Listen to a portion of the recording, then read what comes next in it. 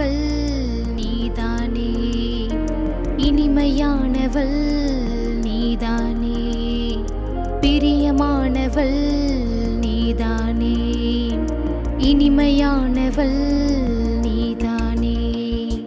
கர்த்தரால் புகழப்படும் குணசாலி நீதானே, கர்த்தரால் புகழப்படும் குணசாலி நீதானே. இனியவளே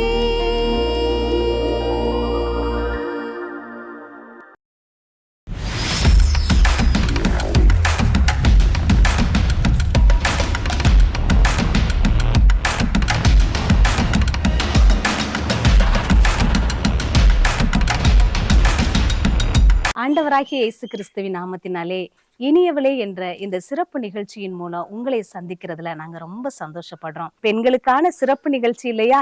இந்த இனியவளைங்கிற இந்த சிறப்பு நிகழ்ச்சியை சிறப்பிக்கும்படி சிறப்பு விருந்தினரா வந்திருக்காங்க நம்ம வனஜா அம்மா. குடும்ப பெண்களா இருக்கிற நம்ம எப்படி வாழணும், குடும்பத்தை எப்படி கட்டணும் அப்படின்னு சொல்லி நல்ல ஆலோசனை கொடுக்கறதுக்காக வந்திருக்கிறாங்க. அம்மாவை நம்ம வாழ்த்தி வரவேற்கலாமா? இப்போ அம்மாவை பற்றி நான் சொல்ல வர்றது என்ன அப்படின்னா, அம்மா தன்னுடைய வாழ்க்கையில் எவ்வளவோ ஆண்டவருக்காக பிரயாசப்பட்டாங்க. அவங்க குடும்பத்தை எப்படி நடத்துனாங்க அப்படின்னா, அவங்க ஸ்கூல்லையும் ஒர்க் பண்ணிட்டு இருந்தாங்க. தன்னுடைய 2 பிள்ளைகளையும் வளர்க்க வேண்டிய பொறுப்பு அம்மாவுக்கு இருந்துச்சு. அவங்களுடைய ஹஸ்பண்டோட சேர்ந்து ஊழியங்களையும் நிறைவேற்றிட்டு வந்தாங்க. இவ்வளவு மத்தியிலையும் அவங்க ஆண்டவருக்காக எவ்வளோ காரியங்களை செஞ்சாங்க, எப்படி பிள்ளைங்களை வளர்த்தாங்க அப்படின்றத வச்சு நம்ம அம்மாட்ட ஒரு சில கொஸ்டின்களை கேட்போமா? அம்மா, உங்ககிட்ட நான் முதல் கேள்வி கேட்கணும்னு சொல்லி விருப்பப்படுறேம்மா. கேளுங்கம்மா. கல்யாணம் ஆன உடனேயே புகுந்த வீட்டுக்கு போகும்போது நான் நினைச்சபடி எல்லாமே இருக்கணும் அப்படிங்கிற ஒரு பெரிய கனவோடு கூட புகுந்த வீட்டுக்கு போறோம்மா. ஆனா அங்க போன உடனே எல்லாமே ஆப்போசிட்டா இருக்குமா. நினைச்ச மாதிரி எதுவுமே நடக்கல. அப்படி சூழ்நிலையிலையும் நம்ம எப்படி மனரமியமா குடும்பத்தை கட்ட முடியுமா? இத பத்தி உங்க ஆலோசனைகளை சொல்றீங்களாம்மா? இது இயற்கை தான். அந்த வாலிப பிள்ளையா இருக்கப்ப எவ்வளவோ கனவுகள் இந்த சமுதாயத்துல அவங்க பார்க்கறத வச்சுட்டு, நம்ம திருமணம் பண்ணா நம்ம கணவர் இப்படி இருப்பார், நம்ம எவ்வளவு சந்தோஷமா இருக்கலாம், நினைச்சதெல்லாம் வாங்கலாம் அப்படின்னு சொல்லி அந்த பெண் கனவு காண்கிறாள். அவங்க அம்மா அப்பா வீட்டுல இருக்க வரைக்கும் அவ இளவரசி. அவ நல்லா சந்தோஷமா சுற்றி திரிந்து நல்லா விளையாடி அப்பா அம்மா தாங்கி தாங்கி அவளுக்கு ஊட்டி இப்படி வளர்த்துருப்பாங்க. ஆனா திருமணமாகி அந்த புகுந்த வீட்டுக்கு போன உடனே அவ மகாராணி. அந்த குடும்பத்தை அவ ஆளுகை செய்யணும், பொறுப்பு வருது. அப்ப முன்ன போல அவ இருக்க முடியாது. எனக்கு தெரிந்த என்னுடைய உறவினர்கள் ஒருவர் வாழ்க்கையை பற்றி சொல்றேன். அவங்க அந்த காலத்திலேயே அவங்க பிஎட் எல்லாம் படிச்சு அவங்க ஒரு நல்ல ஸ்கூல்ல தலைமை ஆசிரியராக பணி செய்தாங்க. அவங்க அப்பா அவங்கள நல்லா வளர்த்துருந்தாங்க, அவங்களுக்கு வேண்டியதெல்லாம் வாங்கி கொடுத்துருந்தாங்க. ஆனா திருமணமாகி போன பின்னால அந்த வீட்டுல மாமனார் மாமியாரோட தன்னுடைய கணவரோட கூட பிறந்தவங்களோட அவங்க வாழ வேண்டிய ஒரு சூழ்நிலை. வீட்டுல நிறைய வேலை இருக்கும், அவங்களுக்கு உதவி செய்வார் இல்லை. அவங்க கணவரும் அவ்வளவா நேசிச்சு அவங்களுக்கு ஆதரவா இருந்தாங்க அப்படின்னு சொல்லவே முடியாது. எல்லா வேலையும் இவங்க செய்யணும். அடுத்தடுத்து பிள்ளைங்க வேற, 4 பிள்ளைகள். அதுல பாத்தீங்கன்னா ஒரு பையனுக்கு 1.5 வயசு இருக்கப்ப அடுத்து ஒரு குழந்தை 3 மாசத்துல கையில இருக்கும். இது 2ஐயும் அவங்க கூட்டிக்கிட்டு அவங்க 1.5 மைல் தூரத்துல இருக்க ஸ்கூலுக்கு போகணும். அவங்க தலைமை ஆசிரியர் பணி செய்தாங்க. வீட்லயும் சர்வெண்ட் கிடையாது, எல்லா வேலையும் அவங்க செய்யணும். பாருங்களேன், அவங்க ஒரு நாளும் எனக்கு ஏன் இப்படிப்பட்ட ஒரு சூழலை ஆண்டவர் கொடுத்தார் அப்படின்னு அவங்க கேட்கவே இல்லை. ஏன்னா திருமணம் என்பது கடவுளால நம்ம இணைக்கப்படுறோம். அதாவது இஷ்டப்படி போறது வேற, ஆனா பெற்றோர் விரும்பி பெற்றோர் பார்த்து அப்படி முடிக்கிற திருமணங்கள் கர்த்தரால நியமிக்கப்பட்டு தான் வருது. பொதுவா சொல்லுவாங்க திருமணங்கள் சொர்க்கத்தில் நிச்சயிக்கப்படுகின்றனன்னு சொல்லி. கடவுள் பக்தி உள்ள அந்த அருமையானவங்க இது கர்த்தர் நமக்கு கொடுத்த குடும்பம்னு சொல்லி அவ்வளவு வேலையை அவங்க செய்வாங்களாம். அவங்களால செய்ய முடியாது, ஏன்னா மாமியாரும் படுத்த படுக்க. ஆனாலும் அவங்க செய்தாங்க. எப்படி செய்தாங்க? ஆண்டவரே என்னை பலப்படுத்தும், ஆண்டவரே என்னை பலப்படுத்தும்ட்டே வேலை செய்வாங்க. கர்த்தர் மேல நம்ம பாரத்தை போட்டோம்னா நம்ம கனவெல்லாம் போச்சே அப்படின்ற எண்ணம் வராது. இந்த குடும்பத்துக்கு நான் தான் பொறுப்பு, நான் தான் தலைவி, நான் தான் இதை முன்னுக்கு கொண்டு வரணும்ன்ற எண்ணம் நமக்கு வந்துடும். கண்டிப்பாமா. அப்ப எந்த கஷ்டத்திலையும், எவ்வளவு பிரச்சனைகள்லையும், எவ்வளவு பாடுகள்லையும் ஆண்டவர் நமக்கு இருக்கிறாரு அப்படிங்கிற கான்ஃபிடென்ட் நமக்கு வந்துருச்சு அப்படின்னு சொன்னா, எப்பேற்பட்ட உடைக்கப்படுகிற நேரத்திலையும் அந்த குடும்பத்தை கட்டி எழுப்ப ஒரு பெண்ணால முடியும். அப்படிதானம்மா முடியும். சொல்றீங்க? நிச்சயமா முடியும். நம்மை கொண்டு பெரிய காரியங்களை சாதிக்கவும் நம்ம வாழ்க்கையை சந்தோஷமா நடத்தவும் ஆண்டவர் நமக்கு உதவி செய்வார். கண்டிப்பாம்மா. நிச்சயமா நீங்க சொன்ன இந்த ஆலோசனை இந்த நிகழ்ச்சியை பார்த்து கொண்டு இருக்கிற ஒவ்வொரு குடும்ப பெண்களுக்கும் ரொம்ப பிரயோஜனமா இருக்கும் அப்படின்னு சொல்லி நான் கர்த்தருக்குள் நம்புறேம்மா. அம்மா அடுத்ததான் உங்கள்கிட்ட ஒரு கொஸ்டின் கேட்கலாம்னு நினைக்கிறேன். கேளுமா. அம்மா இப்போ வந்து ஒரு கல்யாணம் முடிச்சு போற ஒரு பொண்ணு வந்து நல்ல கலகலன்னு சிரிக்கிற, நல்லா பேசுற, எல்லாத்தையும் சோசியல்ஸா பழகுற ஒரு பொண்ணா இருக்கிறா. ஆனா அவங்களோட வீட்டுக்காரர் அதுக்கு ஆப்போசிட்டா இருக்கிறார். அவருக்கு யார்கிட்டயுமே பேச பிடிக்காது, யார்கிட்டயுமே பழகுனா பிடிக்காது.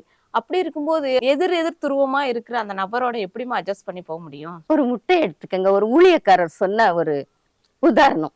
இந்த முட்டையை 2ஆ உடைச்சா ஒரு பகுதியில, இப்ப இந்த ஒரு பகுதின்னு வச்சுக்கோங்க, இங்க பள்ளமா அப்படி மேடா இப்படிதானே உடையுது.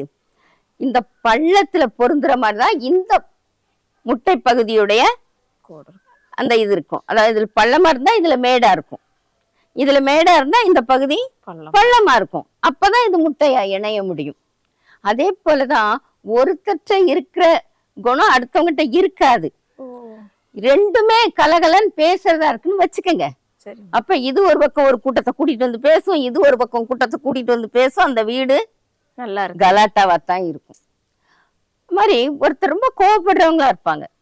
அந்த பொண்ணும் கோவப்படுறவளா இருந்தா அங்க எப்படி சமாதானம் இருக்கும்? இருக்காது. பாருங்க, இருக்காது. அப்ப ஒருத்தர் கோபக்காரங்களா இருந்தாங்கன்னா அடுத்தவங்க சமாதானத்தை தர்றவங்களா இருந்தா தான் அந்த குடும்பம் ஓடும். அதனாலதான் ஆண்டவர் அப்படி இணைக்கிறார். அதனால நம்ம ஆமா திருப்தியா இருக்கணும். இப்ப நம்ம அமைதியா இருந்தா அவர் கலகலான்னு பேசுவார். பேசுறவற்றை நம்ம அட்ஜஸ்ட் பண்ணி போய்க்கிடணும், அவ்வளவுதான். குடும்பத்துல அமைதி இருக்கணும்னு சொன்னா அங்க அட்ஜஸ்ட்மெண்ட் இருக்கணும். ஒருத்தருக்கு ஒருத்தர் விட்டு கொடுத்து போகும் பொழுதுதான் அது நல்லா இருக்கும். சரிம்மா, கரெக்டா இப்போ உள்ள இந்த சூழ்நிலைக்கு ஏற்ற மாதிரி நீங்க சொன்னீங்கம்மா. உண்மையாவே இன்னைக்கு வந்து எதிர் துருவமா தான் பெண்கள் வந்து தன்னுடைய வாழ்க்கையை நடத்திட்டு இருக்கிறாங்க. அவங்களுக்கு ஏற்ற மாதிரி நீங்க ஆன்சர் பண்ணீங்க. ரொம்ப நன்றிம்மா. அம்மா அடுத்ததான் உங்கள்ட்ட ஒரு கொஸ்டின் கேக்குறேம்மா. இன்றைக்கு பெண்கள் வந்து எல்லா துறையிலையும் சிறப்பா இருக்கிறாங்கம்மா. ஆமாப்பா. விமானம் ஓட்டுற பைலட்டா இருந்தாலும் சரி, கான்ஸ்டபிளா இருந்தாலும் சரி, நீதிபதியா இருந்தாலும் சரி, எல்லா துறைகள்லையும் பெண்கள் இருக்கிறாங்கம்மா. அப்ப இப்படி வெளியில இருக்கிற வேலைகளையும் அவங்க பார்த்துட்டு குடும்பத்துல பிள்ளைங்களை வளர்க்கறதுல, குடும்ப பொறுப்பா ஒரு பெண் இருந்து செய்ய வேண்டிய கடமைகளை செய்யறதுல எப்படிமா அவங்களோட பங்கு அவங்க கொடுக்க முடியும்? கொடுக்க முடியும். எப்படின்னு சொன்னா அவங்க இந்த சமுதாயத்துல ஒரு நல்ல ஒரு பதவியில இருக்காங்க. சொன்னீங்க, உண்மைதான். இன்னைக்கு ஆண்களை விட போட்டி போட்டு படித்து முன்னேறுவது பெண்கள். அடுத்து அவங்களுடைய பணியில உண்மையும் உத்தமமா இருக்கிறவங்களும் அவங்களாதான் இருக்காங்க. ஆமாம்மா. அப்ப அங்க ஹார்ட் ஒர்க் பண்றாங்க. பண்ணிட்டு அவங்க வீட்டுக்கு வரும் பொழுது களைச்சு போய் தான் வருவாங்க, இல்லன்னு இல்லை. ஆனா அந்த வாசப்படிக்குள்ள அவங்க அடி எடுத்து வைக்கும் பொழுது அவங்க மனசுல என்ன வரணும்னா, இப்ப நான் ஒரு ஜட்ஜ் அப்படின்ற எண்ணம் இருக்கக்கூடாது. இப்ப நான் வந்து காவல்துறையில ஒரு உயர்ந்த பதவியை வகிக்கிறேன் அப்படின்ற எண்ணம் இருக்கக்கூடாது. நான் அந்த வீட்டுக்கு மனைவியா, கணவனுக்கு மனைவியா, பிள்ளைகளுக்கு தாயா உள்ள வரேன்ற எண்ணத்தோட வந்தாங்கன்னா அவங்க வேலையெல்லாம் சுலபமாயிரும். அடுத்து வெளி வேலை பார்க்கும் பொழுது வீட்டு வேலை எல்லாத்தையும் நம்ம செய்ய முடியாது. கண்டிப்பாமா. எனவே ஒரு நல்ல சர்வெண்ட் போட்டுக்கலாம். ஒரு வேலைக்கார பொண்ணை வச்சு என்னென்ன வேலை செய்யணுமோ அதை அந்த பெண்ணிட்ட இருந்து வாங்கிட்டா இவங்க வேலை சமைக்கிறதுக்குமே முடியலையேம்மா. டெய்லி வந்து நாங்க ஆர்டர் பண்ணி சாப்பிடுற மாதிரி, கடையில ஹோட்டல்ல போய் சாப்பிடுற மாதிரி, இப்படிதான் நிறைய பெண்கள் இன்னைக்கு வந்து. அது வந்து தவறுப்பா. தினந்தனமே நம்ம ஹோட்டல்ல சாப்பிட்டோம்னா பிள்ளைகளுக்கு ஒத்துக்கொள்ளாது. ஏன் அவங்களுக்கே ஒத்துக்கொள்ளாது. ஹோட்டல் சாப்பாடு என்னைக்கும் ஒரு நாளைக்கு ஆசையா பிள்ளைகளை கூட்டிட்டு போய் ஹோட்டல்ல உட்காந்து சாப்பிட்டு சந்தோஷமா வரலாம். ஆனா அடிக்கடி இந்த ஆர்டர் பண்ணி வாங்கி சாப்பிட்டு சுகவீனமா போறதை விட வீட்டுல முடிஞ்சதை செய்யணும். கண்டிப்பாமா. சர்வெண்ட் மாவாட்டி வச்சிருச்சுன்னா ஆளுக்கு 2 தோசை சுட்டு சாப்பிடுறது ஒண்ணும் பெரிய கஷ்டம் இல்ல.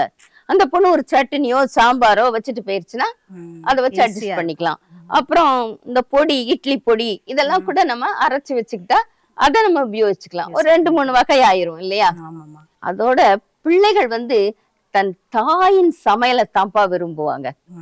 கல்யாணம் ஆகி போன பின்னாடி பாருங்க, அந்த கணவன் சொல்லுவான், ஏய் எங்க மனைவிட்ட சொல்லுவான், எங்க அம்மா மீன் குழம்பு வச்சா அந்த தெருவே மணக்கும் பார்த்துக்கோ. ஏன்னா அது சாப்பிட்டு சாப்பிட்டு பழகிட்டான். அவனுக்கு அது ரொம்ப விருப்பமாயிருது. அப்ப அந்த பிள்ளைகள் வந்து தன் தாய் சமைக்கணும், தனக்கு கொடுக்கணும்னு விரும்புறாங்க. கண்டிப்பா. அப்புறம் பிள்ளை வளர்ப்புல பிள்ளைகளோட நேரத்தை செலவழிக்கணும்ப்பா. கண்டிப்பாமா. இந்த ஆபீஸ் வேலைகளை கொண்டாந்து வீட்டுல செய்யக்கூடாது. வீட்டுல உட்கார்ந்துட்டு இப்ப நிறைய வந்து ஒர்க் ஃப்ரம் ஹோம் இருக்கு. நல்லா படிச்சு வேலை பண்றாங்க.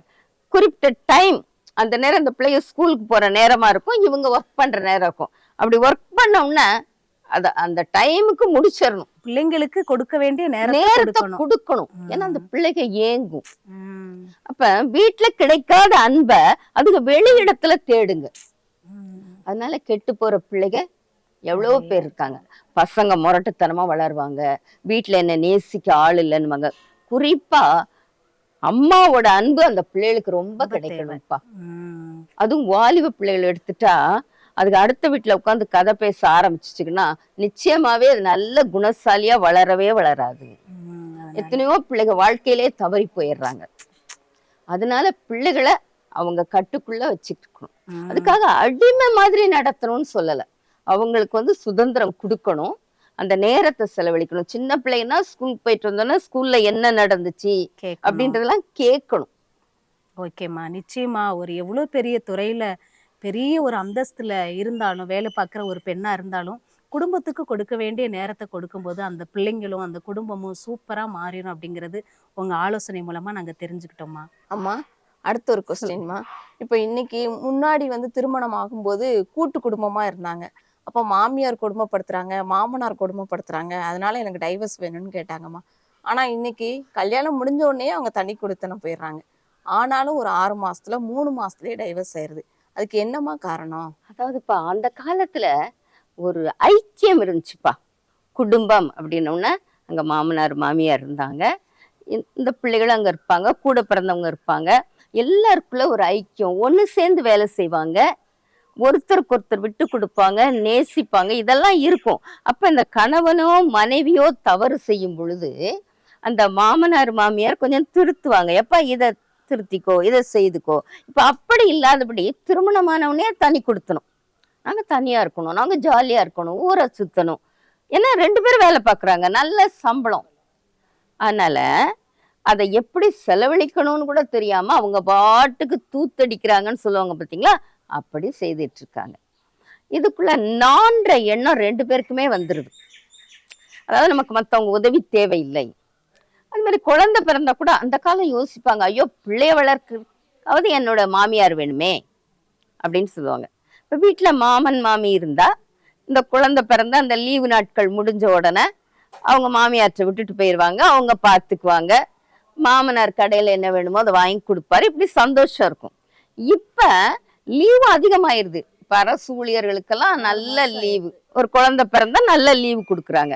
அதனால இவங்க என்ன யோசிக்கிறாங்க, அது வரைக்கும் நாமே வளர்ப்போம், அதுக்கப்புறம் எங்கேயாவது ஒரு ஆமா குழந்தை வளர்க்கிற இடம் இருக்கு இல்லையா, குழந்தை பராமரிப்பு இடத்துல விட்டுட்டு போவோம் அப்படின்னு சொல்றாங்க. ஆனா அது ரொம்ப தப்புப்பா.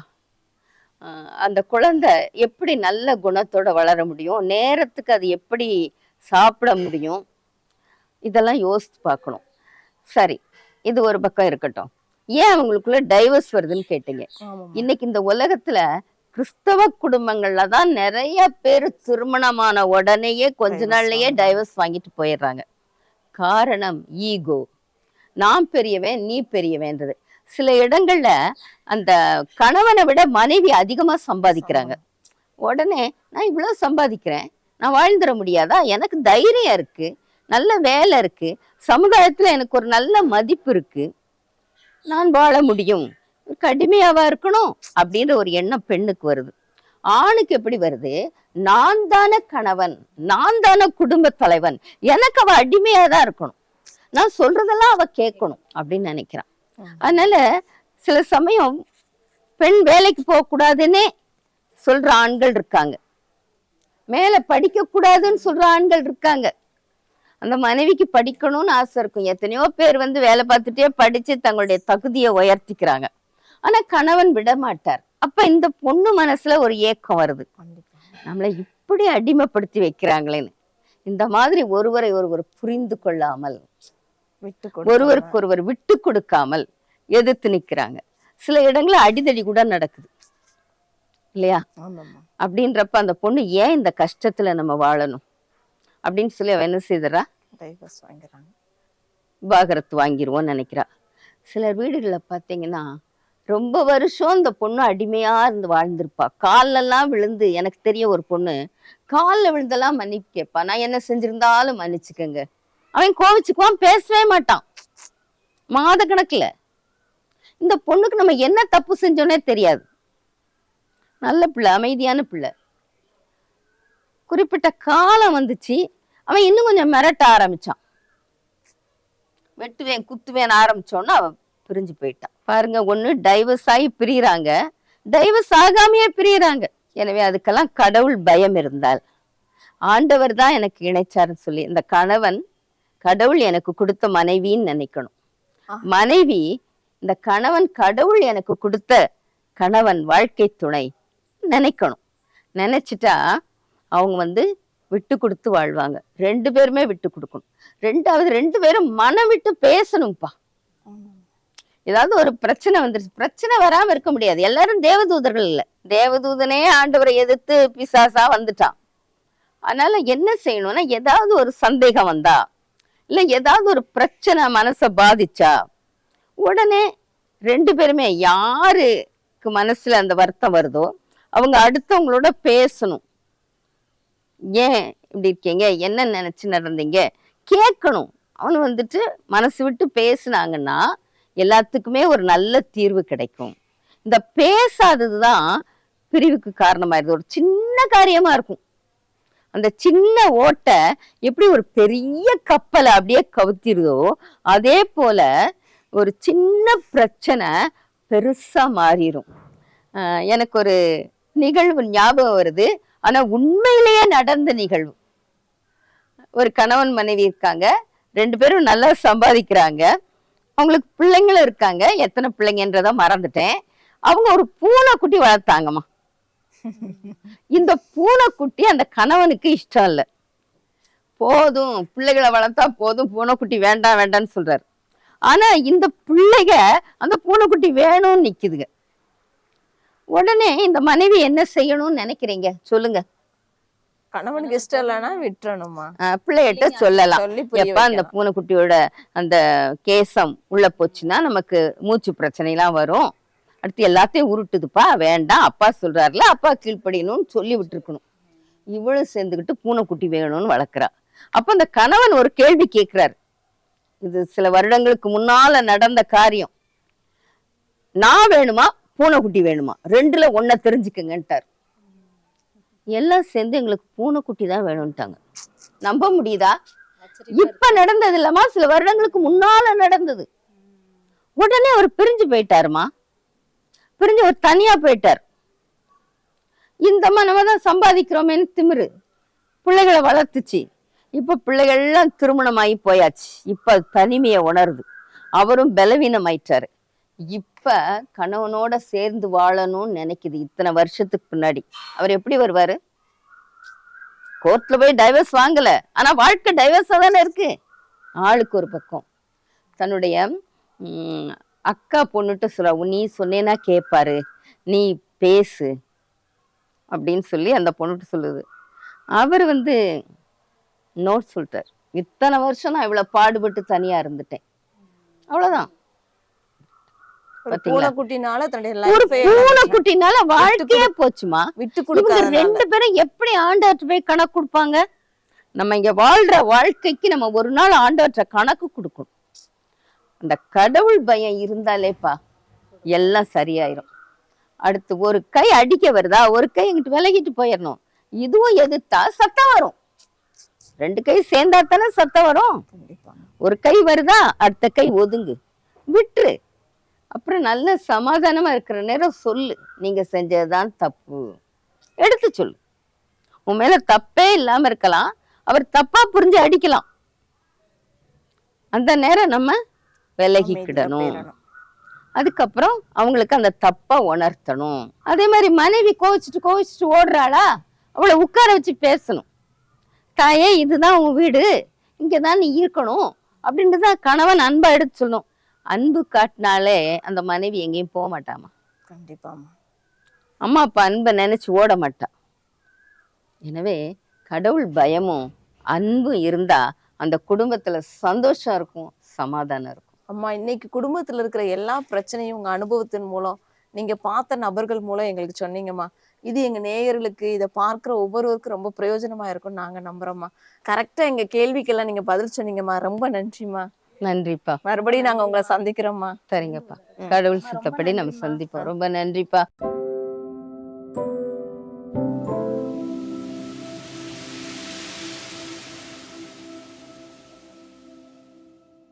இனியவளே என்ற நிகழ்ச்சி மூலம் பெண்களாகிய உங்கள் அனைவரையும் சந்திப்பதில் நான் பெருமகிழ்ச்சி அடைகிறேன். உங்கள் அனைவருக்கும் என் அன்பின் நல்வாழ்த்துக்களை தெரிவித்துக் கொள்கிறேன். இன்றைய சமுதாயத்திலே பெண்கள் எல்லா துறைகளிலுமே வேலை பார்க்கிறார்கள், நல்ல உயர்ந்த பதவிகளை வகிக்கிறார்கள். அப்படி இருக்கும்போது வீட்டை அவர்களால் நன்கு கவனிக்க முடியுமா என்ற ஒரு பெரிய கேள்வி வருகிறது. நம் வேதத்திலே ஒரு பெரும் பதவி வகித்த ஒரு பெண்ணை சந்திப்பதின் மூலம் இதற்கு நாம் விடை காண முடியும். அவள் யார் என்றால் தெபோராள். தெபோராள் என்றால் தேனி என்று பொருள். தேனி மாதிரி இந்த அம்மா ரொம்ப சுறுசுறுப்பா இருப்பாங்க, பாத்துக்குங்க. அந்த காலத்துல ராஜாக்கள் இஸ்ரவேலிலே அரசாளும் முன் நியாயாதிபதிகள் என்பவர்கள் தான் இஸ்ரவேலை ஆண்டு வந்தார்கள். அப்படி வந்த நியாயாதிபதிகளிலே தெபோராளும் ஒரு நியாயாதிபதி. இவள் பேரிச்ச மரத்தின் கீழே குடியிருந்தாளாம். இது நியாயாதிபதிகள்ல நம்ம பார்க்கலாம். பேரிச்சம்பழம் ரொம்ப சத்துள்ள உணவுப் பொருள் என்பது உங்களுக்கெல்லாம் தெரியும் இல்ல?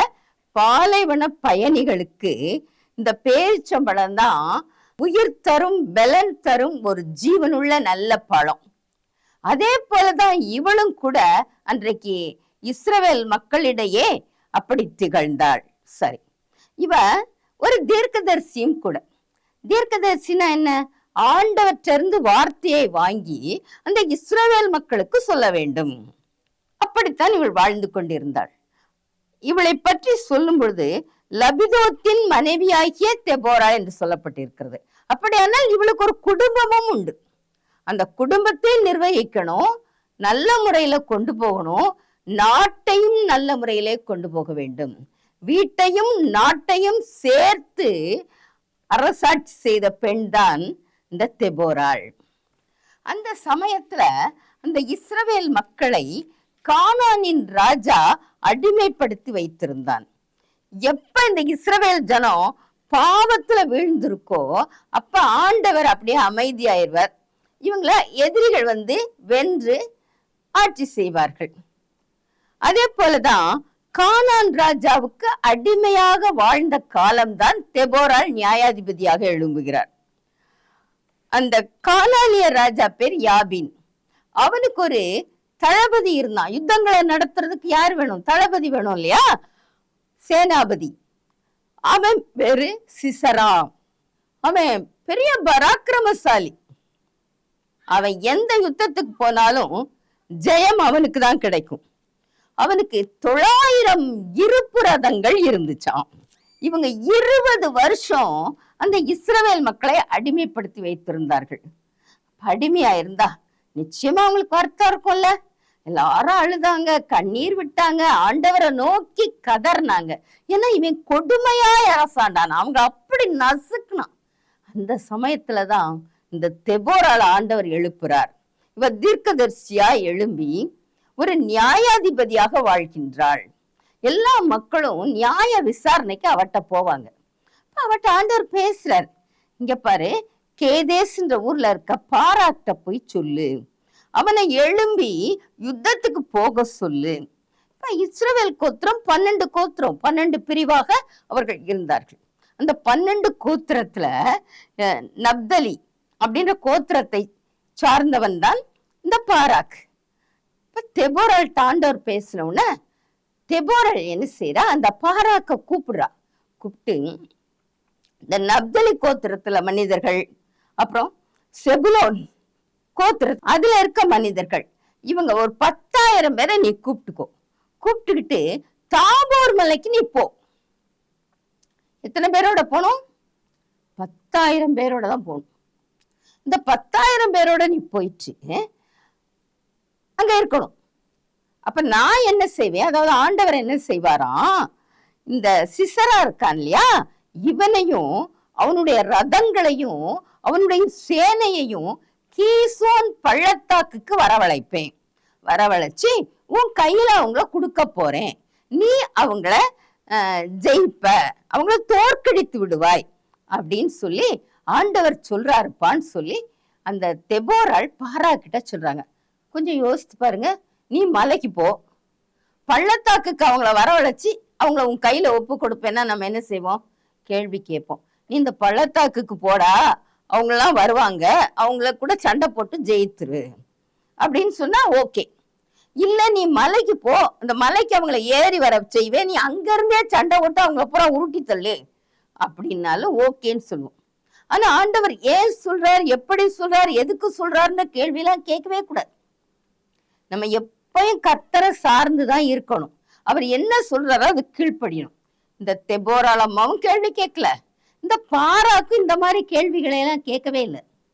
உடனே அவன் சொன்ன ஒரே ஒரு வார்த்தை, நான் போறேன், நீ என் கூட வந்தாதான், நீ என் கூட வந்தா நான் போருக்கு போறேன், நீ கூட வரல நான் போக மாட்டேன். பத்தியா, ஒரு ஆண்மகன் ஒரு பெண்ணை கூப்பிடுறான் அப்படின்னா அந்த பெண்ணிட்ட எவ்வளவு தைரியம் இருந்திருக்கணும், எவ்வளவு கடவுள் பக்தி இருந்திருக்கணும் இல்லையா? உடனே தெபோராள் சொன்னாங்க, கட்டாயமா நான் அவன் கூட வரேன். ஆனா இந்த யுத்தத்துல கிடைக்கிற மேன்மை யாருக்கு போகுது தெரியுமா? இன்னொரு பெண்ணுக்கு தான் போகுது. அந்த சிசராவை ஆண்டவர் என்ன செய்யறாரு தெரியுமா? ஒரு பெண் கையில ஒப்படைக்க போறார் அப்படின்னு சொன்னான். அவன் அதெல்லாம் நினைக்கிற, என்னை சண்டை போட சொல்லிட்டு ஒரு பெண் கையில சிசராவை கொடுக்க போறாரு அப்படின்னு அவன் கேட்கவே இல்லை. நீ வந்தா நான் போறேன், ஆண்டவருக்கு கீழ்ப்படுகிறேன்னு சொல்லி உடனே அந்த தாபோர் மலைக்கு இந்த தெபோராள் அம்மாவோட சேர்ந்து அந்த 10,000 பேரை கூப்பிட்டுக்கிட்டு அந்த நப்தலி செபுலோன் இந்த கோத்திரத்துல இருக்கவங்கள கூப்பிட்டுக்கிட்டு இவன் தாபோர் மலைக்கு போயிட்டான். நம்ம வாழ்க்கையில கீழ்ப்படிதல் இருக்கா? நீங்க வேலை பார்க்கலாம், ஒரு ஆபீஸ்ல வேலை பார்க்கலாம், அல்லது வயல்ல வேலை பார்க்கலாம். வயல்ல வேலை பார்க்கறது ரொம்ப ஈஸியோ? விடியல்லையே போகணும்ல, களை எடுக்கணும், விதைக்கணும், நீர் பாய்ச்சணும், எத்தனையோ வேலைகள் இருக்கு இல்ல? அப்புறம் தானியங்களை வீட்டுக்கு கொண்டு வரணும், அதை விற்கிறதுக்கு வேண்டிய ஏற்பாடு செய்யணும், அதோட வீட்டுல சமைக்கவும் செய்யணும். அப்ப வேலைகள் பெண்களுக்கு ரெட்டிப்பாகுது. ஒரு வெளி வேலை பார்த்தா ஒரு ஆண் மகனுக்கு அந்த வேலை மட்டும்தான், அவர் வீட்டுல வந்து ஹாயா ரெஸ்ட் எடுத்துக்குவார். அப்ப உங்களுக்குள்ள மனசுக்குள்ள தோணும், இந்த மனுஷனை பாரு, போயிட்டு வந்தோன்னு அவ்வளவுதான், அவங்க வர்றப்பே ஊர் சுத்திட்டு வர வேண்டியது, இங்க வந்து நீட்டி நிமிந்து படுத்துற வேண்டியது, எனக்கு இங்கேயும் நான் மாரடிக்க வேண்டியிருக்கு, அங்கேயும் மாரடிக்க வேண்டியிருக்குன்னு புலம்புறீங்கல்ல. இந்த புலம்பெல்லாம் தேவையே இல்லை. நீங்க சார்ந்து கொள்ள வேண்டியது ஆண்டவரை.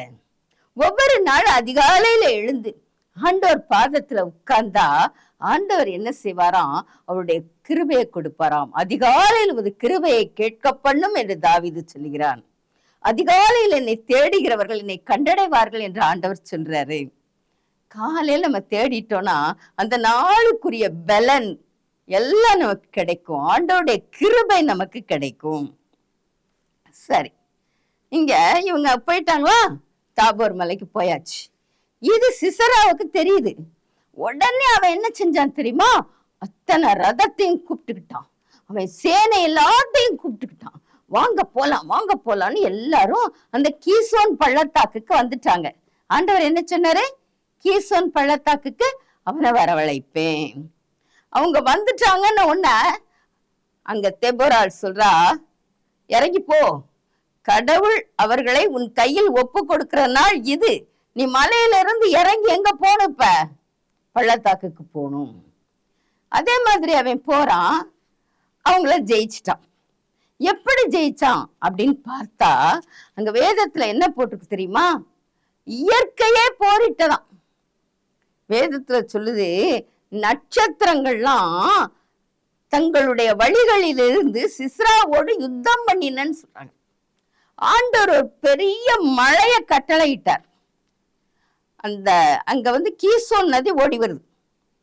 அந்த கீசோன் நதியில வெள்ளம் வந்து எல்லாத்தையும் அடிச்சுக்கிட்டு போகுது. இந்த பள்ளத்தாக்குல இருக்கிற அந்த மண்ணு எல்லாம் சேர்ந்து சகதியா மாறுது. சகதியா மாறினோன்னு அந்த குதிரை வரும் இல்லையா, ரதத்தை எது இழுக்கும்? குதிரையுடைய கால்கள் அதில் சிக்கிக் கொள்கிறது. பாருங்க, வேதத்திலேயே சொல்லிருக்கு, குதிரைகளின் குழம்புகள் பாய்ச்சலினாலே பிளந்து போயின. இங்க பலவான்களின் பாய்ச்சலினாலே உட்கார்ந்துட்டு பெரிய பராக்கிரமசாலி, அவன் பெரிய படம் வச்சிருக்கான்னு சொன்னோம் இல்லையா, சேனை அடிச்சு விரட்டுறாங்க. அது நிக்க முடியாம ஓட நினைக்குது, சகதி இழுக்குது. அதுல அதனுடைய குழம்புகள் எல்லாம் காலில் இருக்கும் இல்லையா, அதெல்லாம் பிளந்து போகிற அளவுக்கு ஆகுது. எல்லா ஜனத்தையும் இந்த நதி அடிச்சுட்டு போற அளவுக்கு வைக்குது. அப்படின்னா இவங்க இறங்கி அவனோட சண்டை போடவே இல்லைன்னு நினைக்கிறேன். ஆனா அதுக்கப்புறம் பார்த்தா என்ன சொல்லியிருக்காங்கன்னா, இவங்களுடைய பட்டயத்தினாலே நிறைய பேரை கொன்னாங்க. அப்ப அந்த நதியில இருந்து தப்பி கரையேறவங்களாம் அவங்க பட்டயத்துல வச்சு வெட்டி இருப்பாங்க. எல்லா ஜனமும் என்னாச்சு? மடிந்து போகிறது. அப்ப இந்த சிசரா என்ன செய்யறான்? தப்பி ரதத்தை விட்டு இறங்கி, ஏன்னா ரதத்தை செலுத்த முடியல, இறங்கி ஓடி வர்றான். அங்க வழியில ஒரு வீடு இருக்கு. அந்த வீட்டுல ஏபேர் அப்படின்னு சொல்ற ஒருத்தர் வாழ்ந்து வந்தார். அவர் கேனியன், இந்த மோசையுடைய அவங்க சொந்தக்காரங்களை சேர்ந்தவர் இவர். ஆனா இவர் என்ன செய்தாரு, அந்த கேனியரை விட்டுட்டு அவங்க இருக்க இடத்துல இல்லாம அவர் என்ன செய்தார்னா இங்க வந்துட்டார். இங்க வந்து என்ன செய்யறாரு, அந்த சானாயிம் அப்படின்ற கர்வாலி மரங்களின் அருகே கூடாரத்தை போட்டு அவர் தங்கியிருக்கார். அவருடைய மனைவி பேரு யாகேல். யாகேல்னா என்ன அர்த்தம் தெரியுமா? யாகேல்னா காட்டாடுன்னு அர்த்தம். இந்த அம்மா தேனியா பறந்து போனாங்க. இப்ப காட்டாடு கையில இந்த சிசராவை ஆண்டவர் ஒப்பு கொடுக்கிறார்.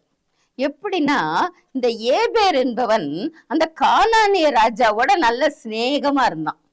பாத்தீங்களா? இவன் இஸ்ரவேலரோட சிநேகமா இருக்கணும்.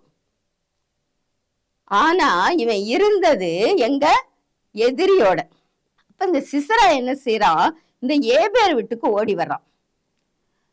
உடனே யாகேல் வெளியே நின்று வாரும் சொல்லி கூப்பிட்டா இவன் உள்ள வந்தான். உள்ள வந்தோடனே அவனை படுக்க வச்சு நல்ல போர்வையை பொத்துறா. அவன் சொன்னா, எனக்கு தாகமா இருக்கு, கொஞ்சம் தண்ணி கொடுனா. இவ பால் துருத்தியை எடுத்து அவனுக்கு குடிக்க கொடுத்தாளாம். அவன் நல்லா குடிச்சிட்டான். குடிச்சிட்டு, யாராவது வந்தா இங்க யாரும் வரலன்னு சொல்லி நீ வாசல்ல போய் நின்னுக்கோ, யாரையும் உள்ள விட்டுறாத அப்படின்னு சொல்றான். சொல்லிட்டு படுத்த உடனே நல்லா தூங்கிட்டான்.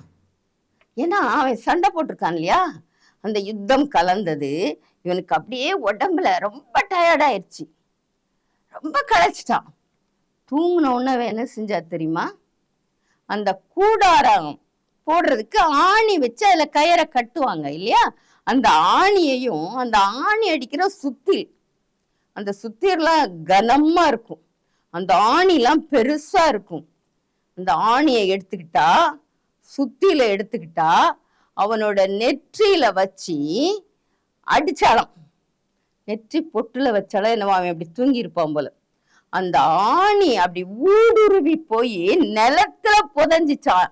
இவன் தலையில அப்படியே உள்ள போய் நிலத்துல புதஞ்சிச்சுன்னா அது எவ்வளவு பெரிய ஆணியா இருக்கும், அவளுக்கு எவ்வளவு பெரிய பலனை பிறந்திருக்கும். இந்த காட்டாடுன்னு சொல்ற மாதிரி இந்த பேருக்கு ஏத்தபடி அவருக்கு ஒரு பெரிய பராக்கிரமம் இருந்துச்சு. அதை யார் கொடுத்தா? ஆண்டவர் கொடுத்தார்.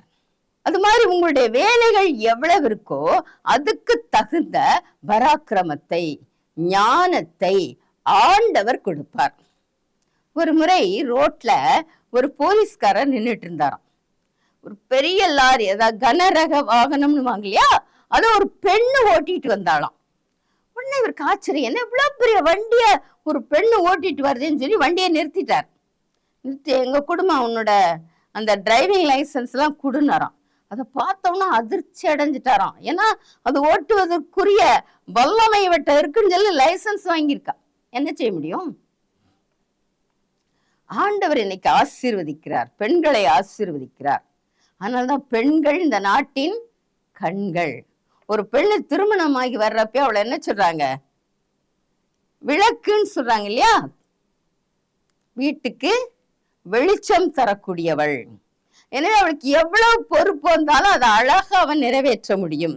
சரி, இப்ப இவங்க வெற்றி அடைஞ்சிட்டாங்க. சிசராவே செத்து போனானே, அந்த கானான் ராஜா பயந்து நடுங்கி இருப்பான். அதுக்கப்புறம் அவன் இஸ்ரவேல் மக்களை கொடுமைப்படுத்த வரல. இப்ப யாரு நியாயாதிபதியா ராஜாவா எழும்பி நிக்கிறா? தெபோராளும் பாராக்கும் தான். இப்ப இவங்க 2 பேரும் பாட்டு பாடி ஆண்டவரை துதிக்கிறாங்க. துதிக்கும் பொழுது இவர் தன்னுடைய உள்ள கிடக்கையெல்லாம் சொல்றா, இந்த தெபோராள் நான் தாயாக எழும்பும் அளவும் இஸ்ரவேலின் கிராமங்கள் பாழாய் போயினன்னு சொல்ற. அவ தாயா எழும்புனாளாம். இந்த ஜனங்களுக்கு ஒரு தாயை போல அவ அந்த ஜனங்களை பாதுகாத்தா, அவங்களுக்கு நியாயம் செய்தா, அவங்களுக்கு போதிச்சா, நியாயம் இதுதான் சொல்லி அவங்களுக்கு போதிச்சா. அவங்க கவலைப்பட்டு கலங்கும் பொழுது அவங்கள என்ன சொன்னாராம்? தேற்றுனா. பாராக்கு எழுப்புனா இல்லையா, நீ போ, உனக்கு வெற்றி கிடைக்கும், உன் கூட நான் வாரேன் அப்படின்னு சொல்லி. அதே போலதான் நம்ம நாட்டுல ஒரு முன்னாள் பிரதமர் இந்திரா காந்தி அம்மா போர் முனைக்கே போனாங்கன்னு சொல்லுவாங்க. அவங்களும் அப்படிதான் பெரிய தைரியசாலி. அடுத்து பாத்தீங்கன்னா, இவ பாட்டுல பாடும் பொழுது அவ என்ன செய்யறான்னா, சிலரை கடிந்து கொள்கிறாள். எப்படின்னு சொன்னா, இந்த ரூபன் கோத்திரம், இப்ப இந்த 2 கோத்திரம் தான் போச்சு சண்டைக்கு, இருக்கிறது 12 கோத்திரம். இந்த ரூபன் கோத்திரம் அது பாட்டுக்கு தான் மண்டையை மேய்ச்சிக்கிட்டு ஆடு மாடை பார்த்துக்கிட்டு வீட்டுல இருந்துச்சு. அப்பதான் அவ சொல்றா, உன்னோட பிரிவினைகள்னால எனக்கு ரொம்ப கவலைப்பா அப்படின்னு சொல்லி அவ சொல்றா. அதுக்கப்புறம் இந்த கீலேயாத்துல இருக்க மனுஷர் பூரா யோர்தான்லயே உட்கார்ந்துட்டீங்க, யோர்தானின் அக்கறையிலேயே உட்கார்ந்துட்டீங்களே, நீங்களாம் வரக்கூடாதா அப்படின்னு கேக்குறா. அடுத்து தான் மனுஷர் கப்பலே தங்கிட்டீங்க, யாரோ எப்படியோ போட்டும் நான் பிழைச்சா போதுன்னு உட்கார்ந்துட்ட. ஆசேர் மக்களும் கடற்கரையிலேயே தங்கள் குடாக்களில் தங்கி விட்டீர்கள், நீங்கெல்லாம் என்ன செய்யல? வரல. இந்த செபுலோனும் நப்தலியும் மாத்திரம்தான் போர் முனையில நின்னாங்க. தாங்க உயிரை பணயம் வச்சு ஒட்டுமொத்த இஸ்ரவேல் ஜனங்களுக்காக போரிட்டாங்க அப்படின்னு சொல்றாங்க. அப்ப இங்க தாய போல அவ பாராட்ட வேண்டியவங்களை பாராட்டுறா, கண்டிக்க வேண்டியவங்களை கண்டிக்கிறா. அடுத்து இவை எப்படிப்பட்டவள்? ஞானமுடையவள். கர்த்தருடைய வார்த்தை என்ன செஞ்சா? ஆண்டவருக்கு சொன்னா. சாலமோன் சொல்றாரு, ஒரு குணசாலியான ஸ்திரீனா அவள் ஞானம் விளங்க தன் வாயை திறக்கிறாள், தயையுள்ள போதகம் அவள் நாவின் மேல் இருக்கிறது. இப்ப ஒரு பெண், அவ நல்ல குணசாலியான பெண்ணா அவ வாயில வர்ற வார்த்தைகளை வச்சு நம்ம சொல்ல முடியும். ஞானத்தோட பேசுவாங்க. மற்றவங்களோட தயைனா என்ன? நன்மை செய்ய விரும்பும் ஆசை. யாராவது பேச வந்தாங்கன்னா அவங்க சந்தோஷமா இருக்கணும், அவங்களுடைய பிரச்சனைக்கு ஒரு நல்ல தீர்வு காணணும் அப்படின்னு சொல்லி அவங்க என்ன செய்வாங்க? அந்த பெண்களோட நன்மையாக பேசுவார்கள், கர்த்தரை நோக்கி அவர்கள் வழி நடத்துவார்கள். அப்படித்தான் பெண்கள் இருக்கணும். சரி, அடுத்தது அவ துணி உடையவள். அதனாலதான் அவ என்ன செஞ்சா? போர் முனைக்கு போனா. அடுத்து அவ பாராட்டுறவ பாருங்க. அவ சொல்றா, அந்த யாகையில பொதுவா பெண்களுக்குள்ள பொறாம இருக்கும். நான் தான் என்ன செஞ்சேன்? போர் முனைக்கு போனேன், பாராக்கிட்ட கடவுளுடைய வார்த்தைய சொன்னேன், அவனை உற்சாகப்படுத்தினேன், நான் தான் பெரியாள் அப்படின்ற எண்ணம் அவட்ட இல்ல. அவ என்ன சொல்றா? பெண்களுக்குள்ள யாரு? யாகேல் ஆசீர்வதிக்கப்பட்டவள். கூடாரத்துல வாசமா இருக்கிற ஸ்திரீகளுக்குள்ள அவள் ஆசீர்வதிக்கப்பட்டவளே அப்படின்னு சொல்றா. அவளை பாராட்டுறா. அவன் தண்ணி கேட்டான், இவ பாலைய கொடுத்தா. ராஜாக்களோட கிண்ணில வெண்ணையும் கொடுத்தாளாம். இப்படியெல்லாம் கொடுத்து அவனை தூங்க வச்சு ஆண்டவருக்கு எதிரியானவனை கொன்று தீர்த்தாள். அவ்வளவு தைரியசாலி அவ அப்படின்னு சொல்லி அவளை பாராட்டுறா. வேதம் சொல்லுது, தேவனிடத்தில் அன்பு கூறுகிறவர்கள் வல்லமையோட உதிக்கிற சூரியனை போல இருக்க கடவர்கள் அப்படின்னு சொல்லி இவங்களே பாடுறாங்க. பாடி அந்த பாட்டை முடிக்கிறாங்க. அதாவது ஆண்டவரிடத்துல அன்பு கூறுகிறவர்கள் வல்லமையோடு உதிக்கிற சூரியனை போல இருப்பாங்களாம். நம்ம ஆண்டவருடைய பிள்ளையா இருந்தா நம்ம வேலை பார்த்தாலும் எந்த வேலை பார்த்தாலும் நம்ம குடும்பத்தையும் நல்லா நடத்த முடியும். நம்ம பிள்ளைங்களை என்ன செய்யணும்? கவனிக்கணும், பிள்ளைகளை பாராட்டணும். அநேக வேளைகள்ல பாராட்ட தவறுறோம். அவனை பாரு, அவன் நிறைய மார்க் வாங்கிட்டான், இந்த பிள்ளைய பாரு, அவங்க அம்மாவுக்கு அவ்வளவு வேலை செஞ்சு கொடுக்குறா, நீ என்னத்த செய்யற எனக்கு உதவிக்கு? அவங்க அம்மா வீட்டுல இருக்காங்க, அவங்களுக்கே அவ அத்தனை உதவி செய்யறா, நான் வேலைக்கு போயிட்டு வரேன், நீ எனக்கு உதவி செய்யறியா அப்படின்னு பேசுறோம். அப்படி பேசக்கூடாது. பிள்ளைகளை வேலை செய்ய பழக்கணும். ஆனா எப்படி பழக்கணும்? அம்மாவுக்கு டயர்டா இருக்குடா, இந்த காயை வெட்டி கூட, நைட்டு குருமா வைக்கணும், அப்படி சொல்லுங்க. நீ அழகா வெட்டுற, அம்மா கூட சரியா வெட்ட தெரியல பத்தியா அப்படின்னு சொல்லணும். இல்ல உங்களால செய்ய முடியலன்னா ஒரு சர்வெண்ட் போடுங்க. அதுக்கு பதிலாக பிள்ளைகளை டியூஷனுக்கு போன்னு விரட்டிட்டு அது காலையில எந்திரிச்ச உடனே இப்பெல்லாம் 7:30 மணி 8 மணிக்கெல்லாம் அது பஸ்ஸை பிடிச்சு அது ஸ்கூலுக்கு போகுது. கிராமத்துல இருந்தா இன்னும் கஷ்டம். ஒரு நல்ல ஸ்கூல்ல எந்த பாடுபட்டாவது நிறைய ஃபீஸ் கட்டி சேர்த்து விட்டுறீங்க. வந்த உடனே பிள்ளை ஃபர்ஸ்ட் மார்க் வாங்கணுமே அப்படின்னு சொல்லி ஒரு டியூஷன் வேற. இது காலையில போயிட்டு இப்ப சின்ன சின்ன குட்டி பிள்ளைங்களாம் பஸ் ஏறி போகுது. 3 வயசு 5 வயசு பிள்ளை இது தூங்கிக்கிட்டே போகும். அங்க போய் படிச்சுட்டு வந்தோம்னா சாயந்தரம் டியூஷன். ஏதோ சர்வெண்ட் இருந்தா நல்ல வேலை பார்க்குற குடும்பத்துல ஒரு சர்வெண்ட் கையில ஒப்படைச்சிருவாங்க. அது என்னத்தையோ 2 திட்டு இந்த அந்த காப்பியை குடி, இந்த பாலை குடி, இதை எடுத்து தின்னணும், அது தின்னாது அது அந்த பிள்ளை. அதுக்கப்புறம் டியூஷனுக்கு போன்னு விரட்டிடுவாங்க. டியூஷனுக்கு போய் இன்னும் பாடு. அது முடிச்சுட்டு வந்தோடனே ராத்திரி சாப்பிட அதுக்கு மனமே இருக்காது. என்னத்தையோ பிடிச்சி திட்டி அடிச்சு வயிற்றுக்குள்ள தள்ளி படுக்க போட்டுறீங்க. இதுவா வாழ்க்கை? அது வாழ்க்கையை ருசிக்கணும்மா. பிள்ளைகளோட நீங்க பேசுங்க, கொஞ்சம் பேசுங்க. இன்னைக்கு என்ன ஸ்கூல்ல நடந்துச்சுன்னு கேளுங்க, உனக்கு என்ன பிடிக்கும்னு கேளுங்க, அம்மா என்ன செய்து கொடுக்கட்டும்னு கேளுங்க. கஷ்டம்தான். ஆனாலும் நீங்க எந்த வேலை இருந்தாலும் குடும்பம் எனக்கு முக்கியம். உங்க முகத்துல 2 கண் இருக்கு, இதுல எந்த கண்ணாவது குருடாகட்டும் அப்படின்னு சொன்னா விட்டுருவீங்களா? ஒரு கண் நல்லா பிரகாசிக்கட்டும், நான் வேலை பார்க்குற இடத்துல கெட்டிக்காரின்னு நான் பேர் வாங்கணும். இந்த பேங்க்ல எல்லாம் பாத்தீங்கன்னா, அந்த ஸ்டேட் பேங்க்ல எல்லாம் வெளியே நிறைய போட்டோ ஒட்டி வச்சிருப்பாங்க. அவங்களாம் நல்லா வேலை செஞ்சவங்க, கெட்டிக்காரங்க அப்படின்னு சொல்லி போட்டோ. அந்த மாதிரி என் போட்டோ அங்க வரணும். ஆனாலும் நான் நல்லா வேலை செய்வேன், வீட்டை பக்கம் திரும்பி கூட பார்க்க மாட்டேன். அப்படி இருக்கக்கூடாது. இங்க முடிக்கிற வேலை அந்த டைம் முடிஞ்ச உடனே அடுத்து நம்ம யாரா மாறிடணும்? இல்லத்தரசியா மாறணும். மற்றவங்கள்ட்ட உதவி வாங்குறது தப்பு இல்லை, சர்வெண்ட் வைக்கிறது தப்பு இல்லை.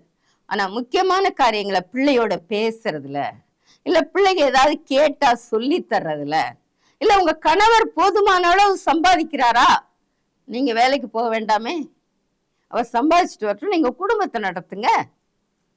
பிள்ளைகளை கவனிச்சு பிள்ளைகளுக்கு பாடம் சொல்லி கொடுங்க. நீங்க படிச்சது வீண் இல்லை. உங்க பிள்ளைகளுக்கு இன்னைக்கு பாடங்கள்லாம் கஷ்டமா இருக்கு, அந்த பிள்ளைகளுக்கு உட்கார்ந்து என்ன செய்யலாம்? சொல்லி தரலாம், பிள்ளைகளை முன்னேற்றலாம், குடும்பத்தையும் பார்க்க முடியும். அந்த தெபோராள் நாட்டையும் வீட்டையும் பார்த்தது போல நாமும் என்ன செய்ய முடியும்? நாட்டையும் பார்க்க முடியும், தொழிலையும் பார்க்க முடியும், வீட்டையும் நிர்வகிக்க முடியும். இதற்கெல்லாம் ஒத்தாசை கர்த்தர் தருவார். கர்த்தரை நம்பணும், அதிகாலை அவர் பாதத்துல காத்திருக்கணும், நல்லா ஜெபிக்கணும், வீட்டுல குடும்ப ஜெபம் இருக்கணும். அதிகாலையில் எழுந்து பிள்ளைகளோட உட்கார்ந்து பாட்டு பாடி பைபிள் வாசித்து ஒரு ஜெபம் நடக்கணும். இயேசுவை அறியாத குடும்பத்துல இருக்கவங்க பார்த்துக்கிட்டு இருந்தா நீங்களும் கூட இயேசுவை நம்புங்க. கர்த்தர் உங்களை பலப்படுத்துவார், கர்த்தர் உங்களுக்கு ஞானம் தருவார். நீங்களும் எந்திரிச்ச உடனே அந்த கடவுளை நோக்கி, இயேசுவை நோக்கி நீங்க ஜெபம் செய்யுங்க. ஜெபம்னா ஒன்றும் பெரிய இது இல்லை, நம்ம மனசுல இருக்கிறதெல்லாம் சொல்றதுதான். ஆண்டவரே நான் இன்னைக்கு வேலைக்கு போகணும், எனக்கு பலன் தாங்க, வீட்டுல எல்லாத்தையும் கவனிக்கணும், நீங்க தான் எனக்கு உதவி செய்யணும் அப்படின்னு சொல்லி எல்லாத்தையும் ஆண்டவர்கிட்ட சொல்லுங்க. அவ்வளவுதான். நம்ம அப்பா அம்மாட்ட பேசுற மாதிரி பேசுறதுதான் ஜெபம்.